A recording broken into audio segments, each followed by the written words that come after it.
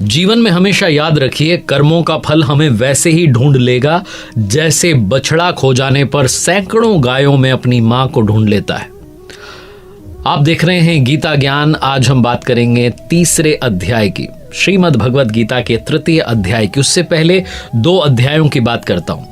पहला अध्याय जिसमें अर्जुन ने कहा कि मुझे युद्ध नहीं करना है। धनुर्धर अर्जुन रथ के पिछले भाग में जाकर के बैठ गए। दूसरे अध्याय में भगवान श्री कृष्ण ने समझाया कि आपका धर्म ही आपसे कहता है कि आप युद्ध क्षेत्र में उतरिए, और युद्ध क्षेत्र जो है वो अंदर है, वो बाहरी युद्ध के लिए गीता नहीं कहती है। श्रीमद् भगवद गीता के द्वितीय अध्याय में भगवान श्री कृष्ण ने अर्जुन से कहा कि 2 मार्ग हैं जिससे ये कर्म होता है, जिससे युद्ध भूमि में उतरा जा सकता है। पहला है निष्काम कर्म योग और दूसरा है ज्ञान योग। ज्ञान योग के बारे में उन्होंने कहा कि अगर आप इसमें हार जाते हैं तब भी स्वर्ग प्राप्त करेंगे, और जीत जाओगे तो महामहिम की स्थिति प्राप्त करोगे। स्वर्ग का मतलब है स्वर में विचरण करने की क्षमता। स्वर यानी कि जब आप मेडिटेशन में उतरते हैं तो आपका ध्यान लगने लग जाए, इतनी क्षमता आप अर्जित कर लोगे अगर आप इस युद्ध भूमि में उतर जाते हो। और अगर जीत जाते हो, अगर मोक्ष प्राप्त हो जाती है, तो महामहिम की स्थिति प्राप्त करोगे। तृतीय अध्याय की जब शुरुआत होती है तो धनुर्धर अर्जुन जो है इसी पर सवाल करते हैं। कहते हैं कि आपने निष्काम कर्मयोग के बारे में कहा था कि कर्म करे जाओ, फल की चिंता मत करो, कर्मण्येवाधिकारस्ते मा फलेषु कदाचन। अब मुझे बस ये बताइए कि 2 रास्ते मेरे सामने हैं, मेरे लिए कौन सा सही है? कौन सा रास्ता है जिससे मुझे श्रेय, परम कल्याण, मोक्ष मिलेगा? अगर आप वाकई में जाना चाहते हैं तो आप जरूर पूछेंगे कि कौन सा रास्ता दोनों में से सबसे ज्यादा सरल है। भगवान श्री कृष्ण तृतीय अध्याय की शुरुआत में ही इस प्रश्न का समाधान बताते हैं। तो आइए शुरू करते हैं। तृतीय अध्याय का सार मेरे शब्दों में आप तक पहुंचा रहा हूं। ये सारा ज्ञान जो मैं आप तक साझा कर रहा हूं, ये मैंने प्राप्त किया है, पढ़ने की कोशिश की है। यथार्थ गीता जो कि हमारे स्वामी जी श्री परमहंस स्वामी अडगड़ानंद जी महाराज जी ने लिखी है, उसमें से जो मैं समझ पाया बस आप तक आज साझा कर रहा हूं। भगवान श्री कृष्ण अर्जुन से कहते हैं शुरुआत में कि संसार में जो सत्य शोध की 2 धाराएं हैं, ये मेरे द्वारा पहले कही गई।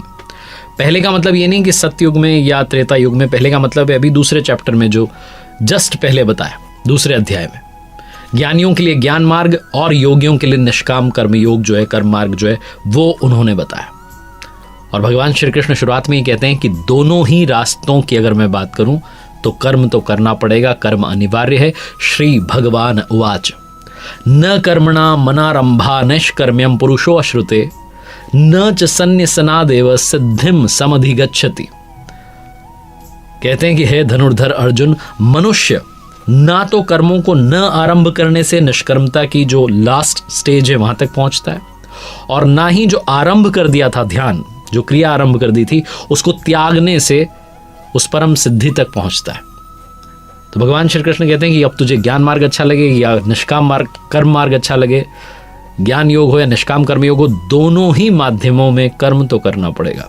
कुछ लोगों को लगता है कि हम तो कर्म ही नहीं कर रहे, हम तो निष्कर्मी हो गए। कुछ लोगों को लगता है कि हम तो ज्ञान योग के रास्ते पर चलते हैं, हमें तो सब मालूम है। तो चाहे ज्ञान योग हो या निष्काम कर्म योग हो, भगवान श्री कृष्ण क्लियर करते हैं कि कोई भी डाउट ना रह जाए, कोई भ्रांति ना रह जाए। ज्ञान मार्ग में भी आपको कर्म करना है और निष्काम कर्म मार्ग में भी आपको कर्म करना है। भगवान श्री कृष्ण कहते हैं कि अगर कोई ऐसा कहता है कि वो तो अहम ब्रह्मास्मि हो चुका है बिना कर्म करे ही, तो वो सिर्फ और सिर्फ दंभी है, अहंकारी है, वो झूठ बोल रहा है। आगे बढ़ते हुए आगे भगवान श्री कृष्ण कहते हैं, श्री भगवान उवाच नहीं कश्चित क्षणमपि जातु तिष्ठत्य कर्मकृत कार्यते ह्यवशः कर्म सर्वः प्रकृति जैर्गुणे। यानी कि कोई भी पुरुष, कोई भी इस दुनिया में किसी भी समय में, किसी भी काल में क्षण मात्र भी कर्म किए बिना नहीं रह सकता।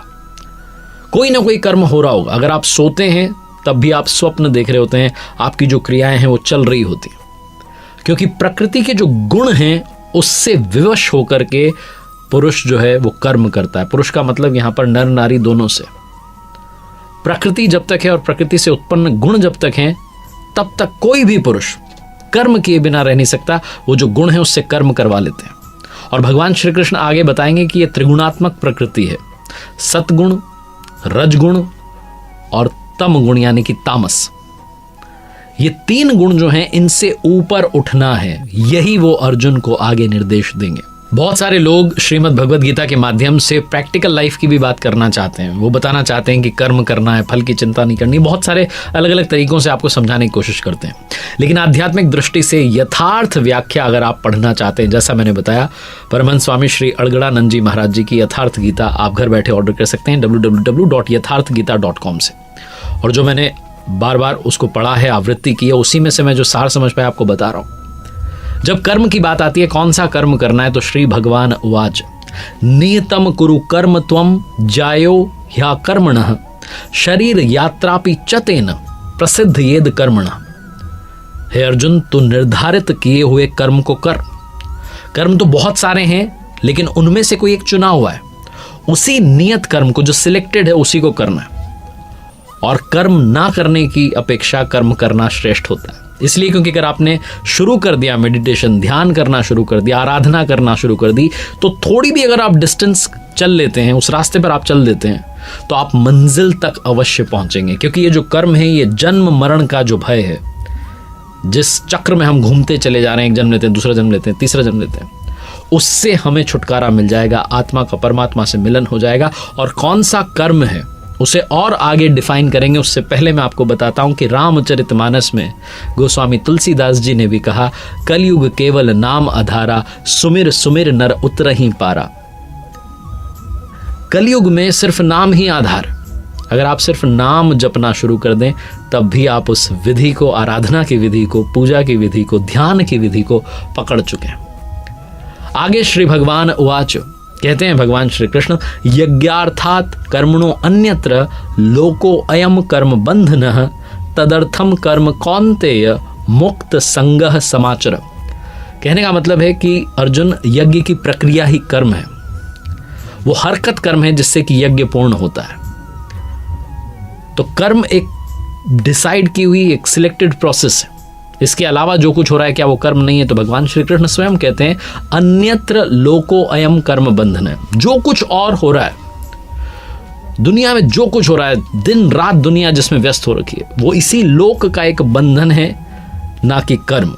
क्योंकि कर्म तो मोक्ष से शुभात, यानी कि जो शुभ अशुभ संसार बंधन है, उससे छुटकारा दिलाने वाला है। इसीलिए भगवान श्री कृष्ण कहते हैं, अर्जुन, उस यज्ञ को पाने के लिए, उसको पूर्ण करने के लिए संग दोष से अलग रह करके बहुत अच्छे से आपको कर्म का आचरण करना है। और संग दोष से अलग हुए बिना ये कर्म होता नहीं। अब ये समझ में आ गया कि यज्ञ की प्रक्रिया कर्म है, लेकिन सवाल ये कि यज्ञ क्या है, कैसे उसे करना है। इसके लिए पहले यज्ञ को नहीं बताते, बल्कि ये बताते हैं भगवान श्री कृष्ण कि यज्ञ आया कहाँ से और देता क्या है। श्री भगवान उवाच, सह यज्ञाः प्रजा सृष्ट्वा पुरोवाच प्रजापति अनेन प्रस्विष्य ध्वमेश वो अस्त्विष्ट कामधुक। इस श्लोक का अर्थ बड़े ध्यान से समझिएगा। भगवान श्री कृष्ण कहते हैं, प्रजापति ब्रह्मा ने कल्प के आदि में यज्ञ सहित प्रजा को रच करके कहा कि इस यज्ञ द्वारा वृद्धि को प्राप्त हो। ये जो यज्ञ है, तुम्हारी जो इष्ट कामधुक, जिसमें अनिष्ट ना हो, विनाश रहित इष्ट संबंधी जो कामना है, उसकी पूर्ति करेगा। प्रजापति ब्रह्मा ने यज्ञ सहित प्रजा को रचा। प्रजापति कौन है? जिसने प्रजा के मूल उद्गम परमात्मा में प्रवेश पा लिया है, वो महापुरुष प्रजापति है। कहते हैं कि जब तक आपसे वो भजन ना करवाया जाए, तब तक आप वो भजन नहीं कर सकते। बहुत सारे लोगों को लगता है कि हम ध्यान में बैठते हैं, लेकिन मन नहीं लगता है। जब आप किसी एक सद्गुरु के सानिध्य में चले जाते हैं और ध्यान में अपना मन लगाने लगते हैं, तब वो सद्गुरु स्वयं आपसे वो भजन करवाने लगते हैं। बस यही वो प्रजापति ब्रह्मा की यज्ञ सहित जो रचना है, जो यज्ञ सहित प्रजा को रचा है, बस यही है वो। जिसने प्रजा के मूल उद्गम परमात्मा में प्रवेश पा लिया, वो महापुरुष प्रजापति है। उसकी बुद्धि ब्रह्मा है, उस पुरुष की वाणी में परमात्मा ही बोलता है। भजन की जो असली क्रिया है, जब वो शुरू हो जाती है, तो बुद्धि जो है उसका उत्थान होने लगता है, वो डेवलप होने लगती है। शुरू में वो ब्रह्म विद्या से संयुक्त होती है, इसलिए वो ब्रह्मविद कही जाती है। विकार जो है, जो बुराइयां, वो और कम हो जाती हैं, तो फिर वो ब्रह्म विदुर कही जाती है। फिर थोड़ी थोड़ी और जब वो आगे बढ़ने लगती है, डेवलप होने लगती है, तो ब्रह्म विद्वरियान कहलाती है। ये वो अवस्था होती है जिसमें जो महापुरुष है, जो संत हैं, वो दूसरों को भी उस रास्ते पर लाने का अधिकार प्राप्त कर लेते हैं। और जब बुद्धि की पराकाष्ठा आ जाती है, जो लास्ट स्टेज है, वो ब्रह्म विद्वरिष्ठ कहलाती है, यानी कि ब्रह्मविद की वो स्टेज जिसमें इष्ट प्रवाहित है। ऐसी जो स्थिति वाले महापुरुष हैं वो ध्यान में प्रवेश करवाने का अधिकार रखते हैं। इसीलिए वो कहते हैं कि यज्ञ सहित प्रजा की रचना जो है वो प्रजापति ब्रह्मा ने की। वो संस्कार मिलते हैं जब आप ऐसे सदगुरु के सानिध्य में जाते हैं कि आपका मन ध्यान में लगने लगता है, आप वाकई में उस रास्ते पर चलने लगते हैं जो परमात्मा को पाने का रास्ता है। आगे बढ़ते हैं और भगवान श्री कृष्ण आगे कहते हैं श्रीमद् भगवद गीता के 3 अध्याय में कि इस यज्ञ से देवताओं की उन्नति करो, दैवी संपद की उन्नति करो, यानी कि जो पुण्य है उसे कमाना शुरू करो, जो अच्छे विचार हैं उन्हें अपने मस्तिष्क में लाना शुरू करो, जो बुरे विकार हैं उन्हें हटाना शुरू करो। आगे भगवान श्री कृष्ण कहते हैं, श्री भगवान उवाच यज्ञ शिष्टाशिनः संतो मुच्यन्ते सर्व किल्बिषेः भुंजते ते त्वघम पापा ये पंचत्यात्म कारणात्। यज्ञ जब पूर्ण होता है, जो उससे अन्न बचता है, उसको खाने वाले जितने संत जन हैं, जितने अच्छे लोग उस रास्ते पर चले, सारे के सारे पापों से मुक्त हो जाते हैं, मोक्ष को प्राप्त करते हैं। जब आप इतने सारे पुण्य इकट्ठा करते हैं, यज्ञ आपका पूर्ण होने लगता है, फिर जो अन्न बचता है वही समय है, वही प्राप्ति काल है, वही पूर्ति काल है। भगवान श्री कृष्ण कहते हैं कि जब यज्ञ पूर्ण हो गया तो जो शेष बचा हुआ ब्रह्म है वही अन्न है। और संपूर्ण प्राणी जो है वो अन्न से उत्पन्न होते हैं। अन्नम ब्रह्मेति व्यजानात, अन्न परमात्मा ही है। परमात्मा को प्राप्त कर लेते हैं जब आप यज्ञ को पूर्ण कर लेते हैं, जब आप यज्ञ की प्राप्ति कर लेते हैं। और यज्ञ की प्रक्रिया ही कर्म है। वो जो प्रोसेस है उसको और आगे डिफाइन करेंगे, क्योंकि अभी हम मात्र 3 अध्याय में पहुंचे हैं, अभी 15 अध्याय और बाकी हैं। अगर आप जीवन में अध्यात्म समझना चाहते हैं, अगर आप परमात्मा तक की दूरी, वो डिस्टेंस तय करना चाहते हैं, तो आपको श्रीमद् भगवद गीता को बहुत अच्छे से पढ़ना चाहिए, समझना चाहिए। 3 अध्याय के दूसरे भाग की तरफ बढ़ते हैं। श्री भगवान दूसरे भाग में 3 अध्याय के बात करते हैं उन महापुरुषों की जो परम सिद्धि को प्राप्त कर चुके हैं, जो मोक्ष प्राप्त कर चुके हैं। भगवान श्री कृष्ण कहते हैं कि श्रेष्ठ पुरुष जो भी आचरण करते हैं, बाकी पुरुष भी उसके अनुसार करते हैं। उनको लगता है कि ये तो ऐसा करते हैं, हम भी ऐसा ही करेंगे। पूरी दुनिया उसको फॉलो करने लगती है। तो भगवान श्री कृष्ण कहते हैं, श्री भगवान उवाच न मे पार्थास्ति कर्तव्यम त्रिषु लोकेषु किंचन नान वाप्तम वाप्तव्यम वर्त एव च कर्मणि। हे पार्थ, मुझे तीनों लोकों में कोई कर्तव्य नहीं है। वो कहते हैं कि वो जो महापुरुष जो परम सिद्धि को प्राप्त कर चुका है, उसे कोई कर्तव्य शेष नहीं रहता और कोई भी ऐसी वस्तु नहीं रहती जो अप्राप्त रह जाती है। लेकिन तब भी मैं कर्म में भली प्रकार बरतता हूं। कहते हैं कि तब भी मैं कर्म करता हूं, आराधना करता हूं। भगवान श्री कृष्ण कहते हैं, श्री भगवान उवाच यदि हाहम न वर्तेयम जातु कर्मण्य तंद्रितः मम वर्तमान वर्तन्ते मनुष्यः पार्थ सर्वशः। वो कहते हैं कि अगर मैं सावधान होकर के कर्म में न बरतूं तो मनुष्य जो है मुझे फॉलो करेगा, मेरे बर्ताव के अनुसार बरतने लगेगा, वैसे ही काम करने लगेगा। तो भगवान श्री कृष्ण कहते हैं कि क्या मेरा अनुकरण बुरा है? वो कहते हैं हाँ। उत्सी देयु रिमे लोकान कुर्याम कर्मचेद हम संकरस्य च कर्ता स्या मुपहन्या मिमाह प्रजा। वो कहते हैं कि अगर मैं सावधान होकर के कर्म ना करूं तो सारे लोक भ्रष्ट हो जाएं और मैं संकरस्य, जिस वर्ण संकर की समस्या अर्जुन को थी, प्रथम अध्याय में कह रहा था वर्ण संकर का कर्ता हो जाऊंगा। भगवान श्री कृष्ण कहते हैं कि अगर मैं उस रास्ते पर ना चलूं, मेरे लिए तो कुछ भी शेष नहीं है, मैंने तो प्राप्त कर लिया, लेकिन तब भी अगर मैं कर्म ना करूं, बाकी लोग मुझे फॉलो करने लगेंगे, मेरा अनुसरण करने लगेंगे, और तब मैं संकरस्य, वर्ण संकर का करने वाला होऊंगा, इस प्रजा का हनन करने वाला, मारने वाला होऊंगा। जो स्वरूपस्थ महापुरुष हैं, जो स्वरूप में स्थित हैं, जो तत्व स्थित महापुरुष हैं, अगर वो ध्यान ना करते रहें, बाकी लोग उनको फॉलो करने लगेंगे, नकल करने लगेंगे कि ये भी तो नहीं करते, हम भी नहीं करेंगे। और ऐसे में वो जो महापुरुष हैं वो बाकी लोगों को भी रास्ते से भटका देंगे, वर्ण संकर का कर्ता बन जाएंगे। इसीलिए भगवान श्री कृष्ण कहते हैं कि जिसने भी प्राप्त कर लिया उसे भी कर्म करना आवश्यक है, ताकि पीछे वाले रास्ता ना भटके। भगवान श्री कृष्ण कहते हैं कि शुरुआत से आखिरी तक जो कर्म हैं वो प्रकृति के गुणों के अंतर्गत हो रहे हैं। और ऐसा किसने देखा? तो कहते हैं श्री भगवान उवाच तत्ववित्तु महाबाहो गुण कर्म विभागयो गुणा गुणेषु वर्तन्त इति मत्वा न सज्जते। वो कहते हैं महाबाहो है अर्जुन, गुण और कर्म का जो विभाग है इसको तत्वविद, जो परम तत्व परमात्मा की जानकारी रखते हैं, जो स्वरूपस्थ हैं, उन महापुरुषों ने देखा है। उन्होंने देखा है कि संपूर्ण गुण जो हैं वो गुणों में ही बरत रहे हैं, और ऐसा मान करके वो इसमें उलझते नहीं हैं, आसक्त नहीं होते हैं। तत्व का मतलब है परम तत्व परमात्मा, ना कि वो 5 या 25 तत्व जैसा कि लोग इमेजिन करते हैं, कैलकुलेट करते हैं। भगवान श्री कृष्ण के शब्दों में तत्व एकमात्र परमात्मा है और कोई तत्व नहीं है। जो गुणों को पार करके वहां तक पहुंच गया वो देखता है कि गुण जो हैं वो गुण में बरत रहे हैं। अगर तामसी गुण है तो आलस्य होगा, नींद आएगी, कर्म में प्रवृत्त होने का स्वभाव नहीं होगा, मन ही नहीं करेगा कि ध्यान करना है, सोचना ही नहीं उस बारे में। अगर राजसी गुण होगा तो ध्यान से पीछे ना हटने का स्वभाव आएगा, स्वामी भाव से कि यही परमात्मा, इन्हीं की सेवा करनी है, कर्म होने लगेगा। और अगर सात्विक गुण आ गया तो फिर जो है वो ध्यान समाधि, वो अनुभव होने लगेगा, आपको चिंतन आप करने लगेंगे, नॉन स्टॉप मेडिटेशन होने लगेगा। भगवान श्री कृष्ण कहते हैं कि गुण अपना काम करा लेते हैं, गुण गुणों में बरतते रहते हैं। ऐसा समझ करके वो जो स्वरूपस्थ महापुरुष है, वो जो दृष्टा है, वो कर्म में आसक्त नहीं होता है। किंतु जिन्होंने इन गुणों को पार नहीं किया, जो इन त्रिगुणों में उलझे हुए हैं, उन्हें लगातार कर्म में आसक्त रहना है, लगातार भक्ति करते रहनी है। भगवान श्री कृष्ण कहते हैं मयि सर्वाणि कर्माणि सन्न्यस्याध्यात्म चेतसा निराशिर निर्ममो भूत्वा युध्यस्व विगत ज्वरः। इसलिए अर्जुन तो अध्यात्म चेतसा, अंतरात्मा में ही अपने चित्त का निरोध कर ध्यानस्थ हो जा, और जितने कर्म हैं उनको मुझ में अर्पण करके आशा रहित, ममता रहित, संताप रहित होकर के युद्ध कर। आप कहेंगे जब ध्यान करना है तो युद्ध क्यों करना है? दरअसल जब आप ध्यान में बैठेंगे, जब आप मेडिटेशन में बैठेंगे, तो असली जो विकार हैं वो आप पर अटैक करने लगेंगे। ऐसे ऐसे थॉट्स आने लगेंगे जो शायद पहले कभी नहीं आए होंगे।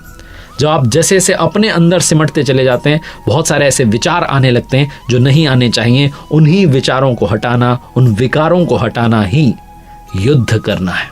आगे बढ़ने से पहले भगवान श्री कृष्ण ने एक बात और कही, उसको समझना बहुत आवश्यक है। श्री भगवान उवाच श्रेयान् स्वधर्मो विगुणः परधर्मात् सुनुष्ठितात् स्वधर्मे निधनम श्रेयः परधर्मो भयावह। वो कहते हैं कि अगर आप किसी की नकल कर रहे हैं, अगर आप किसी दूसरे धर्म को कॉपी कर रहे हैं, आपको लग रहा है कि वो अच्छा साधक है, वो इस तरीके से कर रहा है, हम भी उसी तरीके से करते हैं, तो उससे बेहतर है कि निधन हो जाए। वो कहते हैं कि जो स्वभाव से उत्पन्न कर्म है, जैसा आपका स्वभाव है, तामसी गुण है, राजसी गुण है, सात्विक गुण है, जो भी गुण है, जो भी आपका स्वभाव है, जिस तरीके से आप साधना की स्टेज में है, उसी को फॉलो कीजिए। लोग धर्म से मतलब निकाल लेते हैं अलग अलग जातियों से, लेकिन चतुर्थ अध्याय में भगवान श्री कृष्ण इसको स्पष्ट करेंगे। आप बहुत ध्यान से उसको समझिएगा।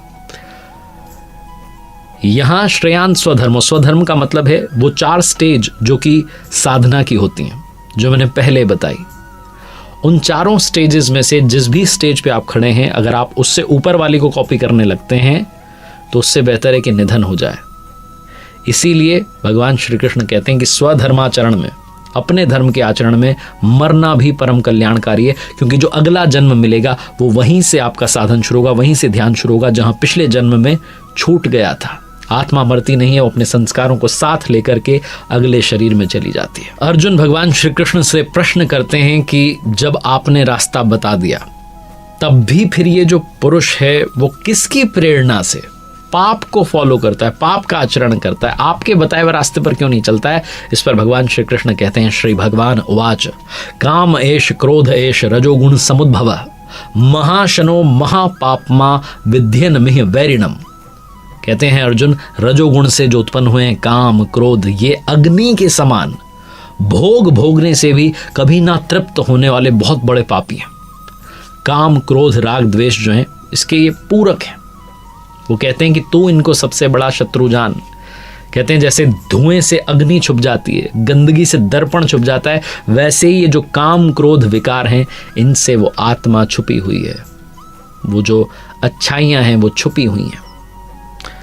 भगवान श्री कृष्ण से जब पूछते हैं अर्जुन कि ये रहते कहाँ हैं, तो भगवान श्री कृष्ण कहते हैं इंद्रियाणि मनोबुद्धिर अस्याधिष्ठान मुच्यते एतिर विमोह यत्येष ज्ञान मावृत्य देहिनम।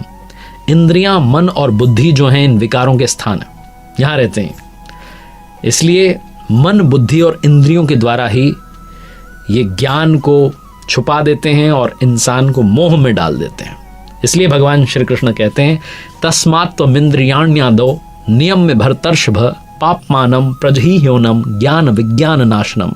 इसलिए अर्जुन तो पहले इंद्रियों को नियम में संयत कर, क्योंकि शत्रु इनके अंतराल में छुपा हुआ है, तुम्हारे शरीर के भीतर बैठा हुआ है। बाहर खोजने से शत्रु नहीं मिलेगा। इंसान, जैसा मैंने पहले भी कभी कहानी में कहा कि अगर इंसान गिरना चाहे तो असुरों से भी नीचे गिर सकता है और उठना चाहे तो देवताओं से ऊपर उठ करके परमात्मा तक की दूरी तय कर सकता है। इसीलिए भगवान श्री कृष्ण कहते हैं इंद्रियों को वश में करके ज्ञान और विज्ञान का नाश करने वाले इस पापी काम को ही मार, क्योंकि जब तक कामना रहती है तब तक क्रोध रहता है, मोह रहता है। इसलिए जिस दिन कामना का नष्ट हो गया, जिस दिन ये इच्छाएं खत्म हो गई, जिस दिन इंद्रियां संयत कर ली, उस दिन आप उस रास्ते पर चलने लगेंगे।